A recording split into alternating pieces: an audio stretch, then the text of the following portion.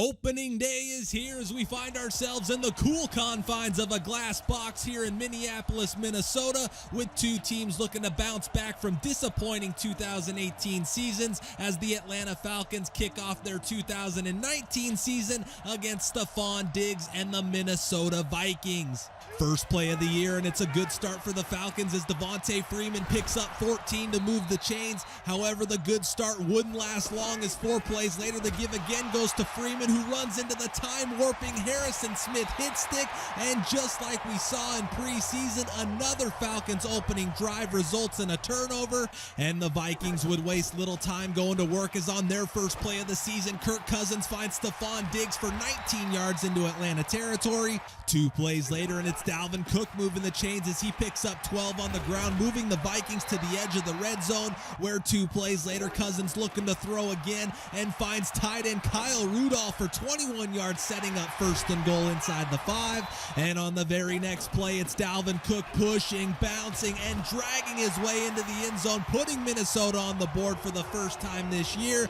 and giving them a 7-0 lead. Falcons trying to respond, and on 3rd and 10, it's Matt Ryan finding Calvin Ridley for the tough catch near midfield to move the chains. Later in the drive, 3rd down again, where Ryan again finds Ridley, this time for 10 and another Falcon first down. 2 plays later, 2nd and 12, Ryan with the play fake and throwing again, where he throws a dangerous pass that Mohamed Sanu somehow comes down with as he makes the one-handed catch to give Atlanta first and goal.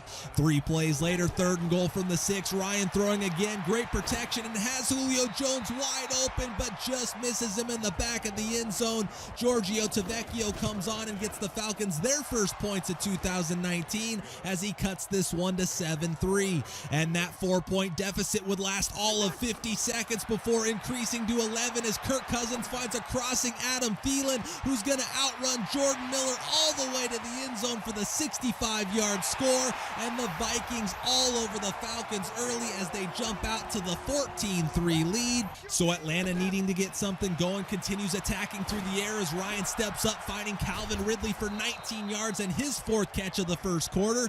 Then facing 3rd and 8, 4 seconds into the second quarter, Matt Ryan maneuvering the pocket before escaping and slides down, picking up 9 right at midfield to move the chains. 2 plays later, and the Falcons offense finding its stride, but nothing breaks a stride easier than a Harrison Smith hit stick. Another Falcon fumble, another Falcon turnover, and the Vikings take over at their own 18, still up 14-3. Later in the quarter, score now 17-3 Vikings, and it's Ryan with the play fake and finding tight end Austin Hooper in stride for 17 into Minnesota territory. Next play, Ryan throwing again, steps up and launches for Julio Jones, who skies up with both hands to snatch the 44-yard pass and give the Falcons first and goal inside the 5, where on the next play, Atlanta finds the end zone for the first time of the 2019 season on a Matt Ryan to Calvin Ridley 1-yard touchdown pass, and Atlanta, weathering the early storm, cuts the deficit back to 7. Falcons force a 3 and out and get it right back, and on 3rd and 4 are able to convert as Ryan hits Freeman on the slant, picking up 18. Then out of the 2-minute warning, it's Devontae Freeman on the ground, this time picking up 13 more as the Falcons cross midfield. 3 plays later, and again facing 3rd down, Ryan looking to throw, steps up and eventually dumps to a wide open Freeman, who turns upfield, picking up 14 in the first down. 38 seconds left in the half, 2nd and 5 from the 19, where Ryan's throwing again, fires to the end zone for Julio Jones, who does not come down in bounds with the catch, but hold on just a second as the booth calls down for a review, and as we can see by the replay, Julio Jones was clearly out of bounds, but in typical NFL fashion, the ruling is overturned, a touchdown is awarded, and we head into the break tied at 17. Late 3rd quarter now, Vikings up 23-20, and on 2nd inches, Ryan fires to the sidelines, and Julio Jones, who actually is in bounds this time for the 26-yard catch to cross midfield. Then to start the 4th, it's again Ryan finding Julio Jones, this time for 13 more down to the 11 as the Falcons look for the go-ahead score. And facing 3rd and 11 from the 12, it's Matt Ryan going for the end zone with a pass right on the money to Devontae Freeman for the 12-yard score, and the first Falcons lead of the game as they go up 27-23. Both teams exchange punts, and with 7:39 to go, the Vikings start their drive with Kirk Cousins finding Laquan Treadwell for 15 yards near midfield. Next play, and it's 26 more as Cousins moves to his left and fires to Stephon Diggs, who hangs on to the tough catch to take Minnesota down to the Falcons 26. 2 plays later, and the Falcon defense with no answers as Cousins finds Adam Thielen, who takes it to the 5 for 12 more to set up 1st and goal, where Atlanta finally gets a stop and is able to stuff Dalvin Cook for a loss of 2. Then on 2nd and goal, it's Cousins with the play fake and finding fullback CJ Ham, but Isaiah Oliver gets over in time, stuffing him short of the goal line, which sets up 3rd and goal, where the Falcons bring the pressure, but it doesn't get home and allows Cousins to find Adam Thielen for the 2-yard score. And with 3:43 to go, the Vikings recapture the lead and go up 30-27. Atlanta comes firing right back as on their first play, Matt Ryan fakes and fires a strike to Mohamed Sanu, picking up 17. And 2 plays later, Ryan throwing again, fires to the sideline, and Calvin Ridley, who lets it hit him right in the face, and the ball falls right into the hands of who else but Harrison Smith, and a devastating turnover with 2:24 to go gives Minnesota possession near midfield. The Falcons defense stands tall on 1st and 2nd down, but on 3rd, it's Cousins finding Rashard Higgins on the out for 13 yards and a first to take us to the 2-minute warning. Then on 3rd and 4, with all timeouts exhausted, the Atlanta defense does stop Dalvin Cook short, but another 40 off the clock and another 3 on the board as Dan Bailey knocks through his 4th kick of the game, and Atlanta has 28 seconds to get in the end zone. And the one thing you can't do with so little time and no timeouts is hold on to the ball, just as Matt Ryan does here as he takes the sack and puts a seal on this one. So the Vikings jump out early but have to rally back late to pick up the win. The Falcons offense nearly gains 500 yards and look like a well-oiled machine, but hiccups in the form of 3 turnovers and a Swiss cheese secondary allowing Kirk Cousins to throw for 407 yards leads to an 0-1 start, and it won't get any easier next week as they head home to face the Eagles on Sunday night. All right, guys, so we lose a tough one there, but overall a hard-fought game that was a lot of fun outside of those 2 hit-stick fumbles and then the unfortunate interception at the end there. But I think that pretty much shows why I have fumbles at 80, because I probably got hit-sticked by Harrison Smith alone like 7 or 8 times in that game. And if I was playing on 50, he would have had at least 4 or 5 forced fumbles. But like I said, we lose a tough one and fall to 0-1 on the year. If you've seen my franchise series before, then you know how this next part goes. But if you haven't, each week following the highlights, I go over team news like roster moves, player negotiations, progression, scouting, and things like that. And then I follow that up with around the league news for each week of the season as we play along. So starting off here with the team stuff, we won't really have much until week 3. So for now, we start with progression, where we upgraded 4 players following the Minnesota game, starting with Keanu Neal, who bumps up to an 89 overall, picking up +2 on awareness and man coverage, and then +1 on play rec and pursuit. Next up was Foyesade Oluokun, who goes up 1 on pursuit and +3 on zone coverage. Then we have our rookie right guard, Chris Lindstrom, who receives some balanced upgrades with +1 for pass block, run block, and run block finesse, and then +2 for pass block finesse. And then lastly here is Duke Riley, who moves to a 69 overall with +3 block shedding and +1 tackle. But with that, it's time to go around the league, starting with scores from the opening week, where on Thursday night, the Bears open things up by taking down the Packers 27-10.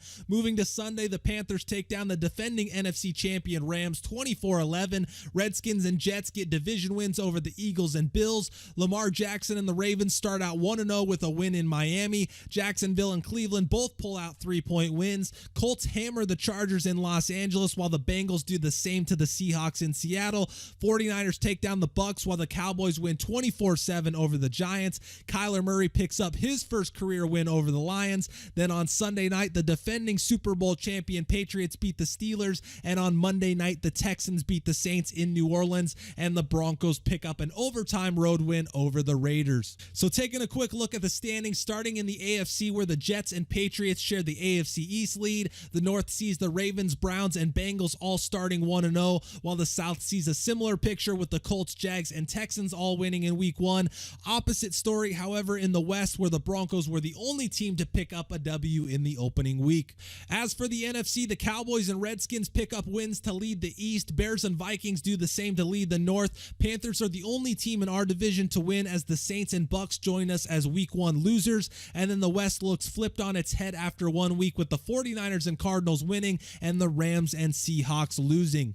In his first game as a Denver Bronco, Joe Flacco completed 35 of his 48 attempts for 453 yards and 3 touchdowns to take home the first AFC Offensive Player of the Week award and help lead his new franchise to victory, as the Broncos found themselves on the right side of a 27-21 overtime game against the Raiders. As for the NFC, you watched him pick apart our defense and lead a game-winning drive to beat us, and as a result, Kirk Cousins is the week 1 NFC Offensive Player of the Week.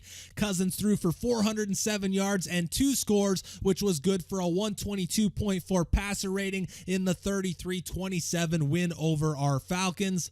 Defensively, it was a clean sweep for the Broncos, as Von Miller takes home the defensive award for the AFC. Miller amassed 7 tackles, along with being a nightmare for Derek Carr all night long, sacking him 3 times and picking him off once in the Broncos' Monday night overtime victory. And it was also a clean sweep for the NFC, as Harrison Smith unsurprisingly takes home the award on the defensive side. The former Notre Dame safety tallied 8 tackles, including 3 for loss, but it was his 2 first-half forced fumbles resulting in turnovers and what ultimately ended up being the game-sealing interception that has him taking home the award this week. Moving to the league leaders and starting with the passers, Joe Flacco leads the way in yards with his Player of the Week performance. Jimmy G slung 4 touchdown passes in his return to regular season action, which was tops for the week, and division rival Cam Newton finds himself at the top of the passer rating leaderboard for his opening week performance. The rushing leaders start and end with new Browns running back Kareem Hunt, who ran for 155 yards on 15 carries, giving him the lead in both yards and yards per carry. Meanwhile, former Bear and current Eagle Jordan Howard found the end zone 3 times in the opening week and leads the league in rushing touchdowns. The number 1 target in Joe Flacco's huge week was Emmanuel Sanders, who caught a whopping 13 passes for 194 yards, which puts him tops in the league at both categories, and then catching 3 of Jimmy G's 4 touchdown passes this week and leading the league in touchdowns is former Washington Husky wide receiver Dante Pettis. Defensively, Thomas Davis was in on 16 tackles in the opening week to take the early lead there, and then with his 3 sacks, Von Miller finds himself on pace for 48 after 1 week and was also one of 15 players with an interception in the opening week, giving him a hold of the lead in interceptions as well.